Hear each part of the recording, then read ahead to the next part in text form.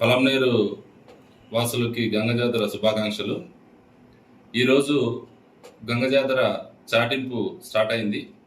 దీంట్లో భాగంగా Palamaner DSP sir ఆధ్వర్యంలో 70 మంది పోలీసులతో ఈ రోజుకి బందోబస్తు ప్రొవైడ్ చేయడం జరిగింది.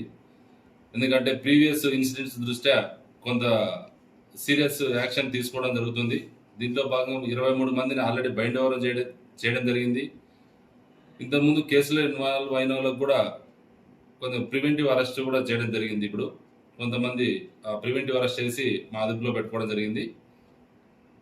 అందరికీ ముఖ్యంగా ఇట్లా యూత్కి విజ్ఞప్తి ఏమంటే పండుగని శాంతియుతంగా జరుపుకోవాలని చెప్పి పోలీస్ డిపార్ట్మెంట్ యొక్క విజ్ఞప్తి. ఎటువంటి అల్లర్లకు పాల్పడినా వాళ్ళపైన సీరియస్ యాక్షన్ ఉంటుంది.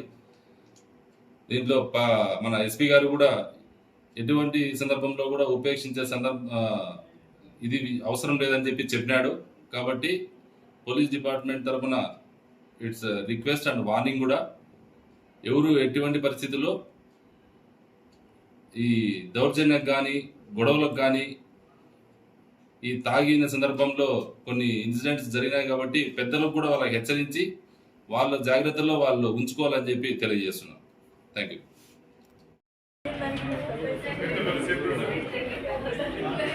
సార్